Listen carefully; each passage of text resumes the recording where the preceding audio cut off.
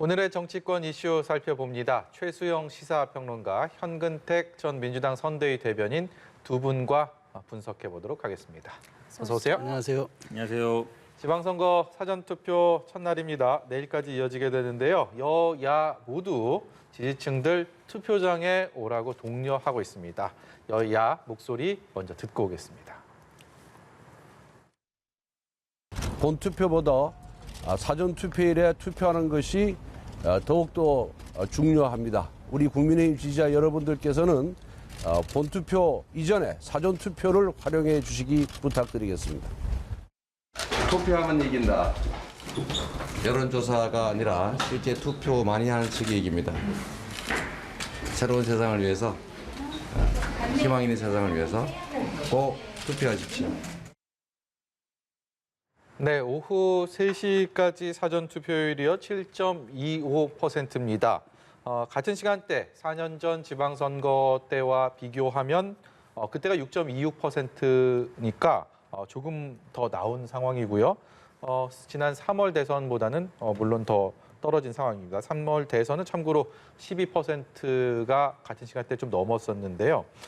이 과거의 사전투표는 어느 진영에서는 좀 동료하고 어느 쪽에서는 좀 그렇지 않고 이런 양상이 뚜렷했습니다. 그런데 지금 다 보셨지만 여당이든 야당이든 보수든 진보든 상관없이 너나 할 것 없이 좀 사전투표에 독려하고 있는 상황입니다. 네. 이 상황들은 어떻게 분석을 해야 될까요? 그러니까 저는 이제 과거에는 이제 우리 사전투표, 본투표 이렇게 했잖아요. 예. 근데 이제는 거의 이게 자리를 잡으면서 1차 투표, 2차 투표 개념으로 차수 개념으로 이제는 우리가 사실상 받아들인 거기 때문에 아무래도 1차 투표 때 투표를 많이 해야 동력이 살지 않겠습니까? 그런 점에서 여야 모두 저렇게 강력하게 지금 캠페인을 촉구하고 있는 거고요.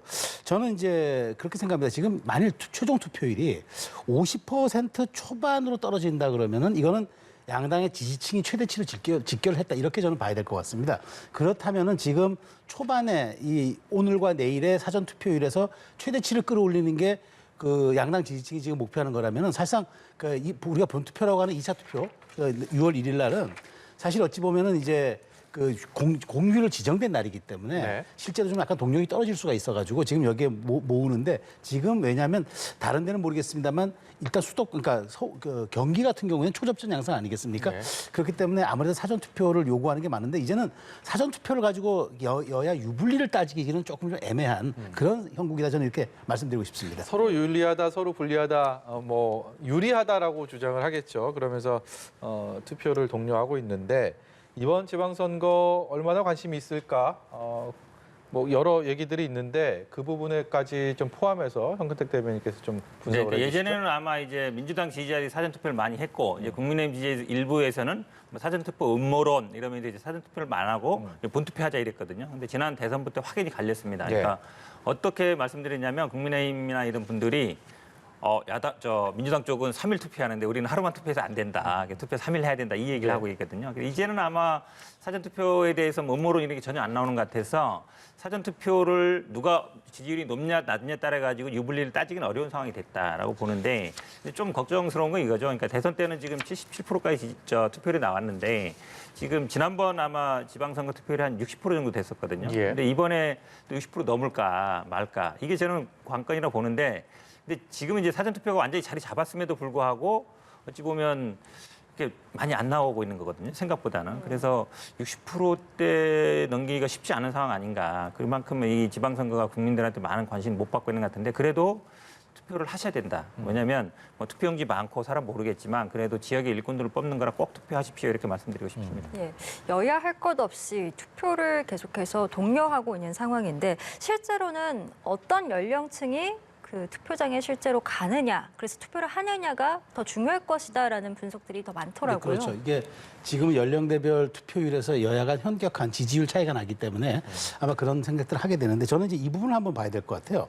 사실 이제 여당 지지층은 이제 대통령 선거 때 대통령을 배출했어요. 그러니까 일종의 꼭 승리해야 된다는 그런 욕구가 어느 정도 반영이 됐기 때문에 예. 이번 지방선거는 지역 일꾼 논이기 때문에 더더군다나 그래서 어떤 핵심 지지층들은 오히려 약간 이완될 수도 있다라는 이제 생각이 좀 드는 게 있고 민주당은 거꾸로 지난번 졌기 때문에 반드시 이번에 어떤 식으로든 우리가 광역단체라든가 이런 데서라도 좀 가져와서 우리가 좀 이겨야 된다는 어떤 그런 절박한 응징 심리가 작용해가지고 좀 올 수가 있어요. 그렇기 때문에 지금 사실 놓고 본다면은 뚜렷하게 20대와 60대 이상은 이제 국민의힘 지지층, 그러니까 국민의힘 지지도가 좀 높고 그다음에 예. 30, 40대에서는 민주당이 강세를 보이는 건 맞잖아요. 그러니까 이제 여기에 맞춘, 그러니까 세대별, 연령대별 어떤 그 투표 욕구를 자극하는 그런 캠페인을 지금 사실 남은 5일 동안에 진행을 하는데 어떻게 전략적으로 효과적으로 할 수 있느냐 이런 부분들을 당 지도부가 좀 고민해야 될 것 같고요. 그다음에 어쨌든 저는 투표율이 좀 낮아지면 낮아질수록 지금 민주당이 지난 4년간 지방의회를 다 장악해 왔잖아요. 그렇기 때문에 굉장히 밑으로 보면은 조직표가 좀 많을 수 있다고 봐요. 그래서 숨은 조직표들이 있기 때문에 예. 투표율이 낮으면 낮을수록 저는 오히려 국민의힘 여당 지지층은 약간 조금 좀 긴장을 좀 해야 될 것 같고 그런 점에서 국민의힘이 전체적인 여론조사는 우리가 앞서고 있다고 하더라도 마지막까지 좀 긴장의 끈을 놔서는 안 될 것 같다는 생각이 듭니다. 네, 현근택 대변인은 어떤 생각 갖고 계십니까? 저는 오히려 좀 반대로 생각하는데 왜냐하면 사실은 이제 당내 민주당 같은 경우 지금 당내 혼란이 굉장히 혼란스럽습니다. 그러다 보니까 이제 투표를 안 하겠다, 포기하겠다는 분들이 꽤 있어서 이제 그 부분이 굉장히 걱정되고 있습니다. 그러니까 그렇지 않아도 어찌 보면 투표율이 낮은 상황이고 더구나 이제 대선에 패했기 때문에 이제 대선 직후에 이루어지는 선거라서 대선도 졌는데 뭐 우리가 투표해서 뭐 하나 이제 이런 상황도 있는 거라서 오히려 민주당 지지를 투표하지 않을까 봐 좀 걱정스럽긴 하고요. 전체적인 지금 추세로 보면 아시겠지만 정당 지지율 차이도 좀 벌어지고 있고 그다음에 각 이제 접점에 붙었던 데들도 좀 지지율이 따라가는 형태로 돼 있거든요. 그래서 지금 야당 입장에서는 굉장히 유리할 게 없는 선거다. 그다음에 뭐 미국 대통령도 왔다 가고 이런 면에서 본다 그러면 오히려 저희들 입장에서는 뭐 지금 30대, 40대, 50대가 이제 민주당의 주된 이제 지지층이라고 보고 있는데 좀 투표율이 떨어지지 않을까 걱정하고 있는 상황입니다. 예. 지금부터는 여론조사 면면을 좀 보려고 하는데요. 이미 많은 시청자 여러분께서도 알고 계시겠지만 어제부터는 여론조사를 한다 해도 그것을 공표할 수가 없습니다. 이른바 깜깜이 구간인데 저희가 오늘 보여드릴 여론조사들은 그 직전에 했던 여론조사들, 바로 임박해서 했던 여론조사들 중심으로 좀 살펴보려고 합니다. 먼저 최대 격전지라고 모두가 손꼽고 있는 경기지사 후보 선거 전입니다. 세 가지 여론조사 지표를 보여드립니다. 각 여론조사 기관이 다 다르고요. 실시한 언론사도 다른데 화면으로 보시는 것처럼 수치상의 차이들이 그렇게 크게 나지가 않습니다. 예. 그야말로 예측 불허의 경합. 그래서 더 최대의 격전지다라고 입을 모으는 것 같습니다. 네. 그러니까 저는 이제 이 경기지사는 우리가 흔히 하는 말로 딱 붙었다 이렇게 보는 게 맞을 것 같아요. 그러니까 네. 정말 오차 범위 내에서도 초초 오차 범위 내에서 이제 초초 접전을 벌이고 있는 것으로 보이는데 이제 남은 건 그런 걸 겁니다. 이제는 확장하는 캠페인보다는 오히려 누가 결정적인 실수를 덜 하느냐가 중요할 것 같고 그다음에 아까 말씀드린 대로 연령대별 투표를 감안해서 어떻게 하면 나의 핵심 지지층의 연령대를 최대한 투표장을 끌고 오느냐 이 전략을 맞춰야 될 것 같은데 저는 이렇게 전체적인 놓고 보면은 승패를 가를 수 있는 요소가 세 가지 아니겠습니까? 저는 후보 지지율이 일단 보는 게 맞고 근데 거의 붙었잖아요. 그럼 나머지가 이제 당 지지율하고 그다음에 대통령의 지지율을 봐야 되는데 대통령 지지율이 최근에 50%를 좀 잠깐 넘었더라고요. 예. 그리고 이제 국민의힘 어쨌든 지지도 지난 경기도에서 대선 득표는 조금 민주당이 앞섰지만 지금 정당 지지도는 조금 국민의힘이 앞서고 있어가지고 이 부분이 과연 간극이 얼마큼 좁혀질 것이냐 이게 저는 이제 승패를 가를 거로 보는데 어쨌든 김은혜 후보가 초선이긴 하지만 상당히 사실 김은혜 후보가 이번에 이긴다면 헌정사 이래 처음으로 여성 광역 단체장이 나오는 거거든요. 그쪽 부분을 많이 좀 홍보를 많이 할 것 같아요. 김동연 후보는 어찌됐건 지금 이재명 후보가 경기지사 때 어쨌든 득표를 이긴 곳에서 후보 단일화를 해서 효과를 가지고 또 본인이 갖고 있는 어떤 재정 관리로서의 그런 전문성을 해서 어필하는 것 같은데 어쨌든 저는 나머지 후보 지지율을 우리가 이제는 볼 수 없기 때문에 정당 지지율도 마찬가지긴 하겠습니다만 정당 지지율 그다음에 대통령 지지율 요 구간을 놓고 우리가 좀 보는 게 조금 합리적인 좀 추세를 볼 수 있을 것 같은데 가장 중요한 건 어쨌든 지금 마지막 5일 남은 캠페인에서 아까 말씀드린 세대별 연령대별 투표를 얼만큼 효과적으로 본인들이 견인해내느냐 그 차이가 좀 남은 것 같습니다. 이 경기도의 중요성이 17개 광역단체장 중에서 설령 절반 이상, 과반 이상을 확보했다 하더라도 경기도를 차지하지 못한다면 웃을 수가 없을 것이고 설령 과반 이상을 내줬다 하더라도 경기도를 승리를 한다면 그나마 위안을 삼을 수 있을 것이다라는 얘기들이 많거든요. 네. 실제로 그런 것들에 울고 웃는 것들이 경기도에 달려 있다 이런 얘기들 많은데요. 어떻게 생각하십니까? 사실 이번 지방선거 승패는 경기도 승패에 달려 있습니다. 그러니까 뭐 인구가 뭐 제일 많죠. 지금 1,300만이 넘으니까요. 그러니까 인구가 많은 것도 있지만 사실 어찌 보면 양당이 총 결집하는 상황이거든요. 지금 말씀하신 것처럼 정당 지지율이라든지 대통령 지지율로 봐서는 민주당이 유리할 게 하나도 없죠. 그러니까 어찌 보면 이제 김동연 후보가 지지율이 팽팽하게 나오는 건 그래도 인물론에서 좀 앞선다라는 겁니다. 그러니까 뭐 김은혜 후보도 사실은 뭐 초선 의원을 하고 그랬지만 최근에 이제 논란이 여러 가지가 되고 있습니다. 저희들 당에서도 이제 지금 아마 재산 허위 신고 이 부분에 대해서 문제 삼고 있는데 대부분의 재산은 다 서울에 있거든요. 물론 본인 건 아닙니다. 남편이라든지 물려받은 재산이긴 하지만 분당 뭐 경기마음 이래 좀 보니까 분당에도 제가 보기에는 1억 보증금 신고한 거 보니까 38평형이더라고요. 제가 보기에는 분당에 38평에 1억 전세는 있을 리가 없을 거예요. 그럼 아마 월세일 가능성이 높은데 그럼 실제로 뭐 서울에 살고 여기서는 그냥 집만 얻어오는 거 아니냐 이제 이런 논란도 있어서 제가 보기에는 뭐 지금 저도 뭐 결과는 아마 개표를 해봐야 된다라고 보고 있는데 뭐 김동연 후보가 당 지지라든지 대통령 지지율에 비해서는 좀 선방하고 있다라고 보고 있고 최근에 이제 저희 당이 굉장히 어려운 상황이었거든요. 그러면 보통 이제 정당 지지율이 빠지면 후보 지지율도 빠지는데 그렇지는 않았어요. 계속 붙어 있었거든요. 그렇다 본다 그러면 경쟁이 있는 걸로 보이고 있고 저희들은 뭐 저희들이 승리할 것으로 이렇게 기대하고 있습니다. 예. 네. 최대 격전지 경기 지역 살펴봤고 이번에는 인천도 보겠습니다. 전현직 시장이 맞붙게 된 인천 역시 주목을 받고 있는 상황인데 전 시장인 유정복 후보와 현 시장인 박남춘 후보 이번에는 유정복 국민의힘 후보가 조금 앞서 나가고 있는 것으로 지금 여론의 결과들은 보여지고 있습니다. 과연 민주당의 바람처럼 이재명 위원장의 인천 계양을 출마가 실제 지지층 결집에 도움이 될 것인가 그 부분이 주목이 되는 것 같습니다. 그렇죠. 그러니까 사실은 뭐 지지율이 어떤 데는 좀 붙은 것도 있습니다만 격차가 이제 지금 벌어진 상황도 있거든요. 10% 이상 이제 오차 범위 밖에 벌어진 것도 있어서 뭐 처음부터 사실은 이재명 지금 후보가 나오기 전에도 좀 격차는 벌어져 있었거든요. 그러니까 아마 이재명 후보가 나와서 격차를 많이 좁히지 못한 거는 제가 보기에 맞는 것 같고, 그러니까 아마 이 두 분들이 아마 뭐 전 시장, 현 시장이기 때문에 이 두 분들의 어떤 치열한 경쟁인데 인천이 어찌 보면 전국적으로 좀 이렇게 스윙보터 역할을 하는 데거든요. 충청도랑 인천이 비슷하게 가는 경우가 많은데 그런 면에서 본다 그러면 아마 인천 선거가 이번 선거 전체 판을 아마 보여주는 셈이 아닌가. 정당 지지라든지 그런 면에서. 그러니까 박남춘 후보가 현직 시장이면 좀 프림을 얻어야 되는데 좀 그런 못한 상황인 것 같고 그래도 어쨌든 이재명 후보가 나오면서 어떤 조사에서는 좀 지지율이 따라붙은 것도 있어서 저희들도 어쨌든 조심스럽게 좋은 결과 나올 걸로 예상하고 있습니다. 예, 국민의힘에서는 인천에 대한 승리를 좀 확신하고 있을까요? 어떻습니까?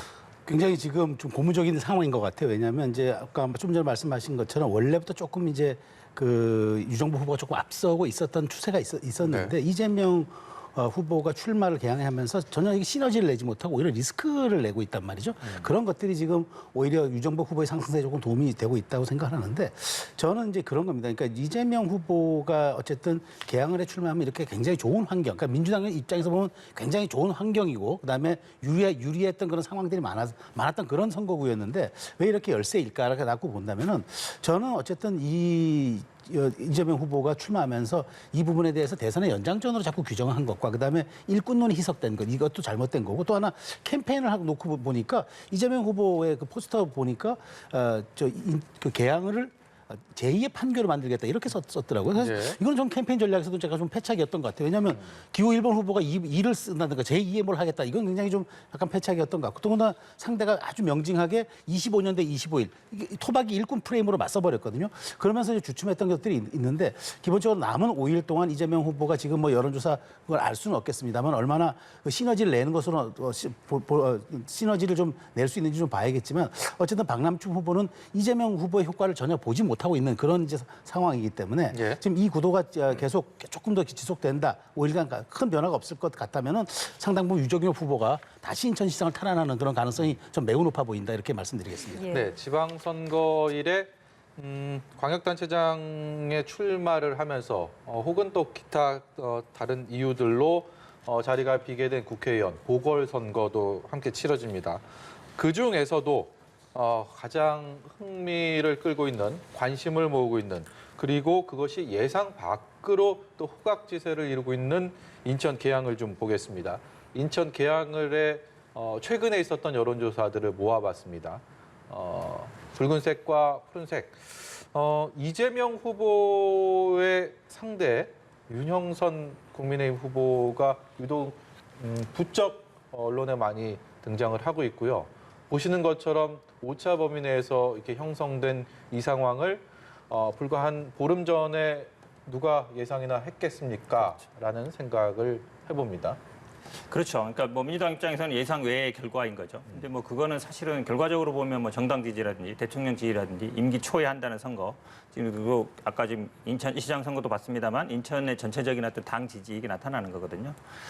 그럼에도 불구하고 지금 사실은 처음에 약간 이제 앞서다가 그다음에 붙었는데 그게 예를 들어서 다시 또 뭐 역전된다든지 그러면 이제 굉장히 위험한데 지금은 이재명 후보가 이제 전국 선거로보다는 이제 인천 계양 선거에 집중하고 있거든요. 저는 뭐 그게 옳다고 보고 있습니다. 왜냐하면 사실은 지역에 뭐 오래되지 않았기 때문에 지역 주민들한테 지역에서 뭐라 할지 아니면 어떻게 할지 사람 만나는 게 중요한 거거든요. 그러니까 아마 뭐 계속 아마 뭐 이준석 대표라든지 아마 국민의힘 쪽에서는 이제 이재명 후보가 잘못 나왔다, 철새 아니냐 이 공격한 부분에 대해서 좀 어느 정도 효과가 있다고 보는데 그래도 어쨌든 계양 주민들이 봤을 때는 물론 뭐 저도 이제 몇 번 가봤습니다만, 그러니까 그 도시의 크기라든지 인구들에 비해서 발전이 조금 덜 된 건 제가 보기에 맞는 것 같습니다. 그렇다고 그러면 아무래도 좀 큰 인물이라든지 아니면 이런 발전이라든지 이런 걸 나올 수밖에 없거든요. 그러면 사실은 계양에 보면 이제 벤처단지를 만드는 이제 그런 걸 추진하고 있어서 그런 걸 좀 실제로 업적으로 보여줬었기 때문에 그런 게 먹힐 수 있다 이렇게 보고 있습니다. 상상도 하고 싶지 않은 그림이겠지만 행여 이재명 후보가 질 수도 있다 이런 분위기도 혹시 있습니까? 어쨌든 여론조사라는 게 뭐 객관적인 수치니까요. 수치상 지난번에 역전된 것도 나왔었거든요. 살짝 역전된 건 나왔었기 때문에 당연히 긴장을 하고 있고 그러다 보니까 뭐 토론회 준비라든지 지역 사람 그러니까 막 일정을 공개하게 되면 이제 전국에서 사람들이 오다 보니까 그렇지 않고 이제 비공개로 이제 사람들 만나는 것 같은데 저는 그래도 좀 최근에 지역에 집중하면서 지지율도 어느 정도 좀 안정화되고 있는 것 같고 물론 뭐 결과라는 거는 뚜껑을 까봐야 하는 거죠. 그렇지만 어쨌든 최선을 다하고 있어서 예. 뭐 저희들이 뭐 우려하는 상황은 안 일어날 것으로 보고 있습니다. 그런가 하면 국민의힘은 뭐 지도부가 수시로 이렇게 인천 계양을 찾아서 이곳에서 뭐 선대위 회의도 네. 하고 그리고 이재명 후보에 대한 또 공세도 이어가고 그런 모습들을 많이 보고 있습니다. 그만큼 기대감이 좀 크다 이렇게 볼 수가 있겠죠. 그렇죠. 지금 그 상당히 사실은 굉장히 좀 어려웠던 선거가 될 것으로 예측했지만 네. 지금 진행 상황은 그렇지 않거든요. 저는 기본적으로 국민의힘이 선거 전략을 잘 짰다고 생각합니다. 그러니까 이른바 이제 우리 윤희숙 의원이라든가 뭐 이렇게 얘기하면서 명망가들을 이제 오히려 이재명 후보가 붙여야 된다. 네. 이런 이른바 자객공천 얘기가 나왔잖아요. 그것을 했었으면 이게 대선의 연장전이 됐을 겁니다. 예. 그럼 이재명 후보가 다시 회복하겠다라는 그걸로 강하게 캠페인 드라이브를 걸었을 텐데 25년간 의료보험 거기서 병원을 했던 토박 일꾼으로 맞섰거든요. 그러면서 25일 대 25년에 대한 아주 뚜렷이 대비되는 그런 선거 전략을 썼기 때문에 이재명 후보가 꼼짝달싹을 못 하는 거예요. 그러면 지역 일꾼 뽑는데 여기서 대선의 연장전이 왜 필요하냐. 이렇게 맞서다 보니까 지금 이재명 후보가 오히려 공동 선대위원장을 맡아서 전국을 뛰어다닌다 이러니까 아니 도대체 지금 저분은 그러면 위원장이냐 지금 지역 일꾼이냐 이렇게 지금 됐기 때문에 지금 이준석 대표도 여기서 지금 사전 투표도 여기서 하고 지금 마지막까지 머물면서 여기 선거를 지원하겠다 그렇게 했단 말이죠. 저는 기본적으로 국민의힘 선거 전략이 잘 짜여졌고 그다음에 25년대 25일에 대비 구도가 아주 명확했고 세 번째는 대선의 연장전이 아니라 지역 일꾼으로 뽑겠다라는 그런 지금의 선거 상황에 대한 어떤 그런 유권자들의 인식이 받쳐줬기 때문에 네. 이 선거 결과는 제가 보기에 정말 저는 그거는 뚜껑을 열어봐야 알지 이게 예측치는 굉장히 지금 불투명할 수밖에 없는 그런 상황이 돼버렸다고 말씀드리겠습니다. 예, 알겠습니다. 이처럼 치열한 선거 전략이 오가고 있는 이번 지방선거 이제 며칠 남지 않은 상황에서 당의 내용은 선거에 큰 도움이 되지 않겠죠. 따라서 자중질환을 겪은 민주당 지도부가 이를 서둘러서 좀 봉합하려는 모습을 보이는 것 같습니다. 고성이 오가기도 했던 두 위원장이 어제 물밑 접촉을 했다라는 이야기들이 전해집니다. 아무래도 선거를 앞둔 만큼 지금 이래선 안 된다라는 비판을 좀 의식한 행보라고 봐도 되겠습니까? 그렇죠. 저도 뭐 시간 날 때마다 지역에서 이제 후보들 도와주고 있는데요.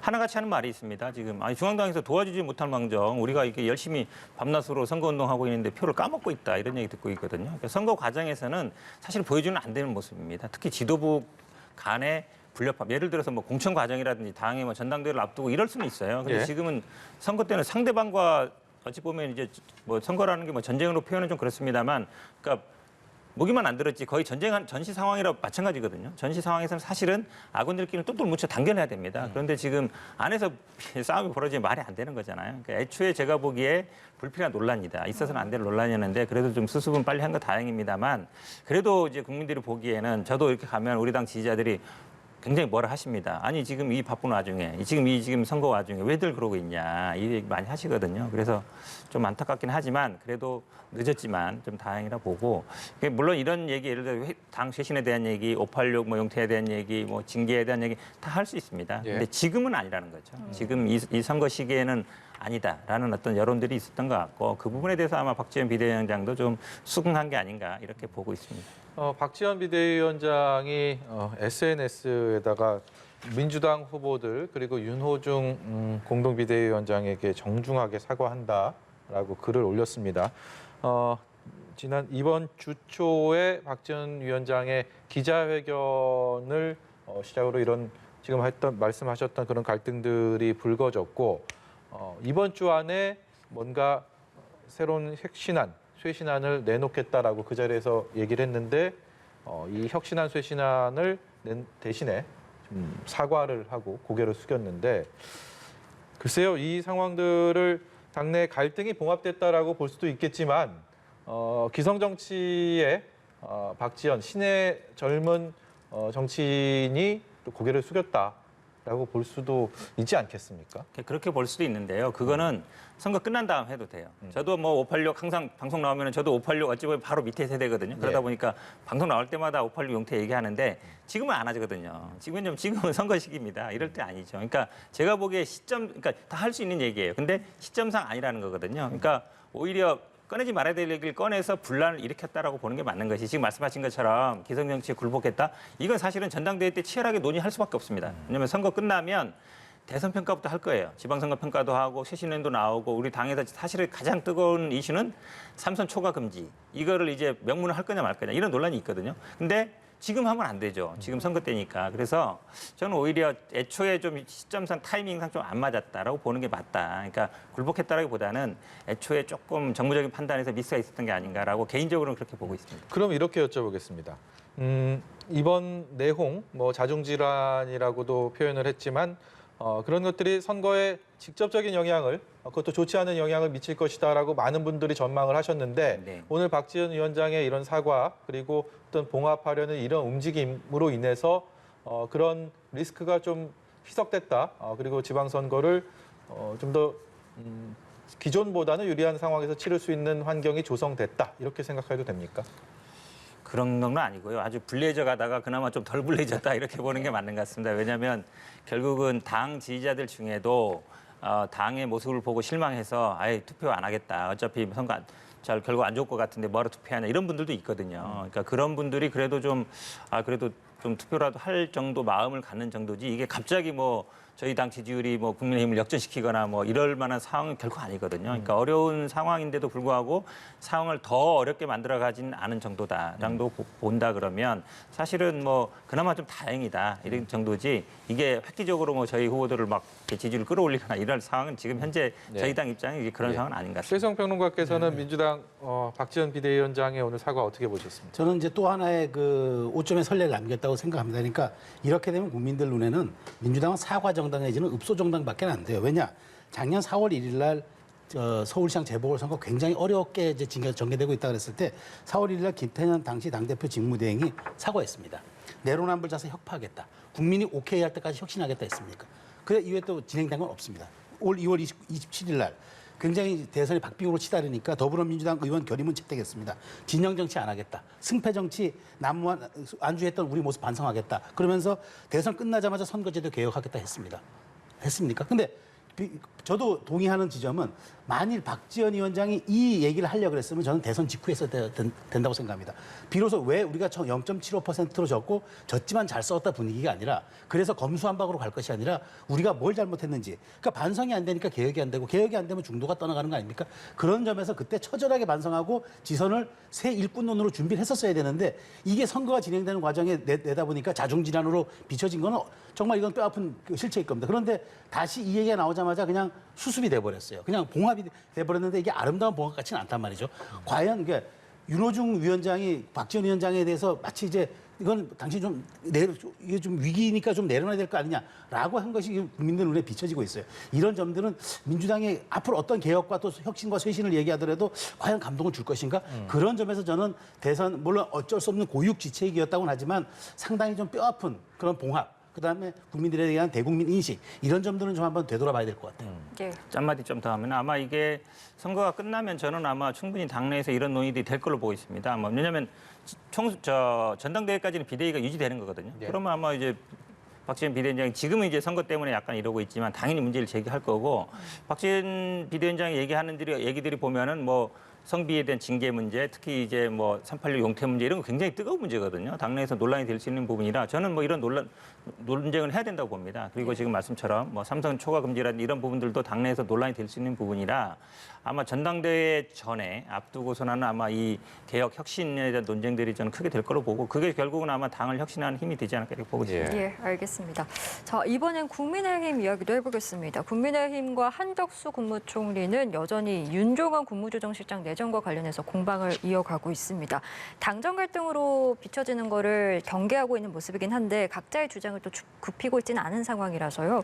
이쯤 되면 이게 단순한 인사 문제로 봐야 되는 것인지 만약에 임명이 되더라도 여파가 좀 클 것 같다라는 생각이 듭니다. 글쎄 뭐 이걸 당정 갈등까지 좀 비화하는 거는 제가 조금 좀 과도한 해석인 것 같고요. 왜냐하면 윤석열 대통령 임기 초반입니다. 2주밖에 지나지 않았습니다. 근데 그래서 저는 다만 한덕수 총리가 사실은 이제 이 윤종원 국무조정실 내정자가 우리가 흔히 얘기하는 어쩌다 공무원이 아니라 늘 공무원이었거든요. 그러니까 정통 기재부 관료 출신이에요. 그러다 보니까 같이 관료로서 일하다 보니까 그 능력을 높이 사서 진영에 관계없이 엘리트 공무원을 내가 쓰겠다는 입장인데 네. 국민의힘 입장에서 놓고 당에서 놓고 본다면은 지지층과 세간의 평가들을 또 무시할 수 없는 입장들입니다. 자, 정권이 바뀌었는데 청와대 수석에서 경제정책을 집행했던 사람을 과연 우리가 부처를 통할하고 갈등을 이른바 부처 내의 의견 내부를 조율하는 국무조정실에 적합한가? 저는 이건 당연히 본원적이고 온당한 질문이라고 생각돼요.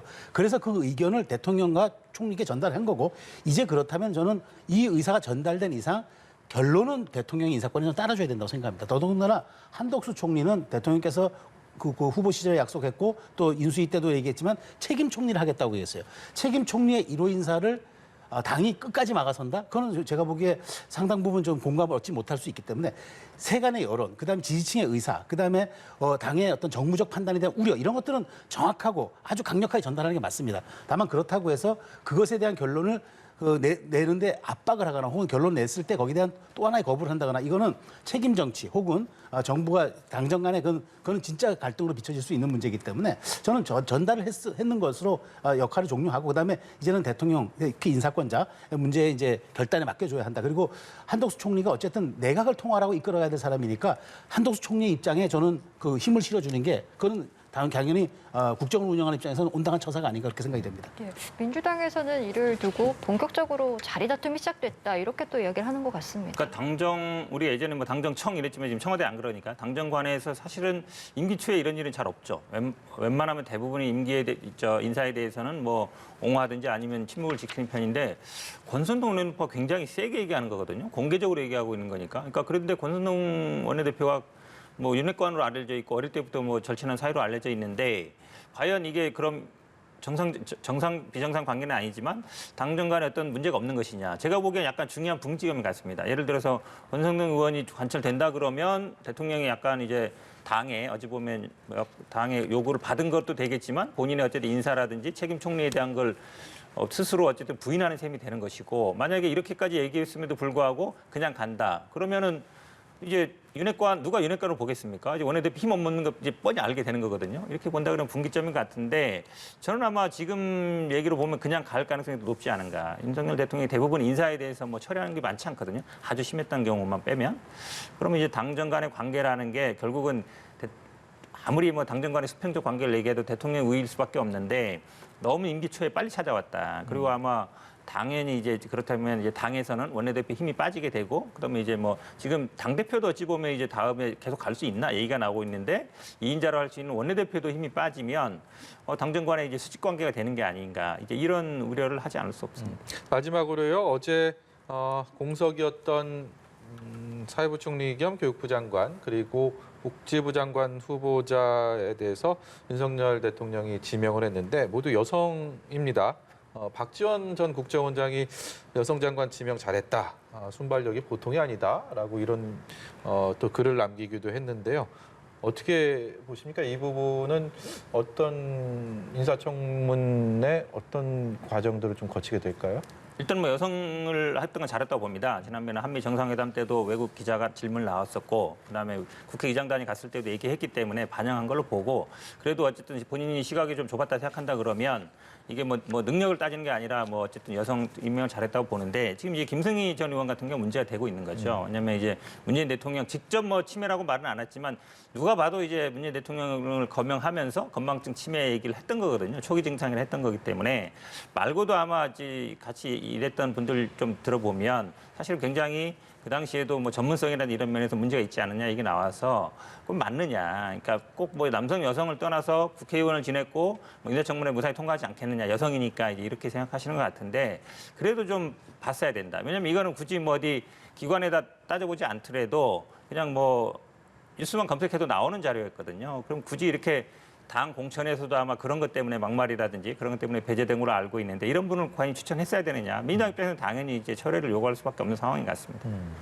저는 어쨌든 그 여성 장관 지명을 그렇게 속도감 있게 했던 것도 높게 사고 있고, 그다음에 어쨌든 그 국회의장단의 이제 만찬에서 민주당 저 몫에 이제 그 김상희 부의장께서 얘기한 걸 받아들인 거거든요. 저는 대통령이 시정연설 때 의회주의 강조했잖아요. 전반기 국회의장당 퇴임하는데 그 건의를 받아들이는, 또 그 충고를 받아들이는 모습. 그다음에 쿨하게 시인하면서 내가 앞으로 좀 시야를 넓혀나가겠다 얘기하면서 바로 이어지는 인사에 이렇게 3명씩이나 반영한 거는, 저는 대통령이 이제 그만큼 이제 정치의 정무 감각도 앞으로 계속 확충시켜 나가는 하나의 단초로 보고, 앞으로 이런 것들이 저는 이제 지역뿐만, 그러니까 인사에서도 좀 더 탕평으로 나아가서 예. 지역 이런 것까지 고려하는 이런 앞으로 좀 포용과 협치의 그런 계기가 되는 신호탄이 좀 됐으면 좋겠다. 좀 그런 기대감을 갖는 인사로서 충분하지 않았느냐, 그렇게 평가하고 싶습니다. 예, 두 분 말씀은 오늘 여기까지 듣도록 하겠습니다. 최수영 시사평론가, 현근택 전 민주당 선대위 대변인과 함께했습니다. 오늘 말씀 고맙습니다. 고맙습니다. 고맙습니다.